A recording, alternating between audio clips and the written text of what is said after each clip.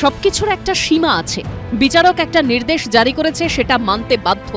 DJ মামলায় অভিষেক বন্দ্যোপাধ্যায়কে তীব্র ভর্ৎসনা করল কলকাতা হাইকোর্ট। কণ্ঠস্বরের নমুনা না দিলে রক্ষাকবচ প্রত্যাহারের হুঁশিয়ারি পর্যন্ত দিলেন বিচারপতি। ফলে আর কোনো উপায় রইল না, কণ্ঠস্বরের নমুনা দিতেই হবে অভিষেক বন্দ্যোপাধ্যায়কে।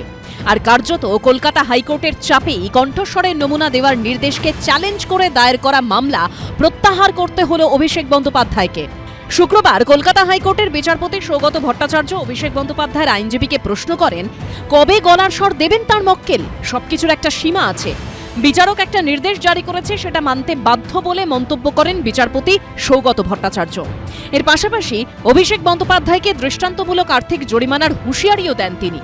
এই প্রসঙ্গে বিচারপতির মুখে উঠে আসে ডিজে মন্তব্য মামলায় এফআইআর রুজুর প্রেক্ষিতে অভিষেক বন্দ্যোপাধ্যায়কে দেওয়া রক্ষা কবচের কথাও। শুক্রবার বিচারপতি সৌগত ভট্টাচার্য বলেন, তদন্তে সহযোগিতা করতে হবে বলেই আদালত রক্ষা কবচ দিয়েছে, না হলে সেটা প্রত্যাহার করে নেওয়া হবে। বিচারপতি বলেন, আদালত থেকে রক্ষা কবচ পাওয়ার পর এটা তদন্তকে বিপথে চালিত করার কৌশল। গলার স্বর দেওয়ার নির্দেশিকা খারিজের আবেদন করে আপনি কি ঠিক কাজ করেছেন? অভিষেক বন্দ্যোপাধ্যায়ের আইনজীবীকে প্রশ্ন করেন বিচারপতি সৌগত ভট্টাচার্য। ভোট প্রচারে বারবার ডিজে বাজানো নিয়ে হুঁশিয়ারি দিতে শোনা গেছে অভিষেক বন্দ্যোপাধ্যায়কে। 4 তারিখে রবীন্দ্রসঙ্গীতের সাথে গ্রামে একটু করে ডিজেও বাজবে। এই মন্তব্যের প্রেক্ষিতে তাঁর বিরুদ্ধে উস্কানিমূলক ভাষণ, হুমকি এবং শান্তি বিঘ্নিত করার অভিযোগে এফআইআর দায়ের হয়। অভিষেক বন্দ্যোপাধ্যায়ের কণ্ঠস্বরের নমুনা নেওয়ার কথা বলে বিধাননগর আদালত। সেই নির্দেশকে চ্যালেঞ্জ করে কলকাতা হাইকোর্টে যান তৃণমূল সাংসদ। বিধাননগর আদালতের নির্দেশে কণ্ঠস্বরের নমুনা দেওয়ার কথা থাকলেও 30শে জুন ও 8ই জুলাই পরপর দুবার গরহাজির ছিলেন অভিষেক বন্দ্যোপাধ্যায়। শুক্রবার কলকাতা হাইকোর্ট নির্দেশ দেয়, 15ই জুলাই অর্থাৎ আগামী বুধবার দুপুর 12টায় বিধাননগর আদালতের বিচারকের সামনে হাজির হয়ে কণ্ঠস্বরের নমুনা দিতে হবে অভিষেক বন্দ্যোপাধ্যায়কে। অভিষেক বন্দ্যোপাধ্যায়ের আইনজীবী আবেদন করেন, এই কণ্ঠস্বরের নমুনা যেন অন্য কোনো ক্ষেত্রে ব্যবহার করা না হয়। যদিও এ নিয়ে কলকাতা হাইকোর্ট কোনো নির্দেশ দেয়নি। নানা মহলে প্রশ্ন উঠছে, কণ্ঠস্বরের নমুনা দিতে আপত্তি কিসের অভিষেক বন্দ্যোপাধ্যায়ের? তিনি কি ভয় পাচ্ছেন?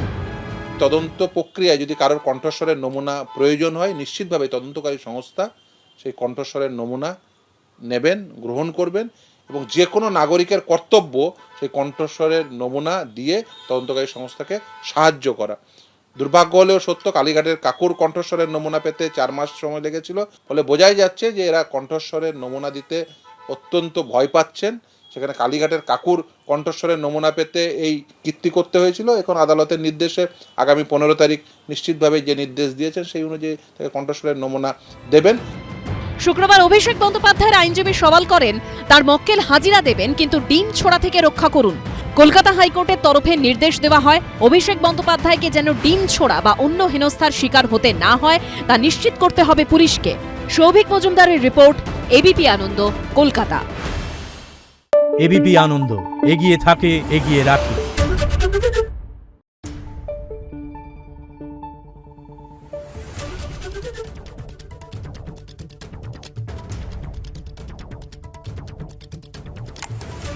Thank you.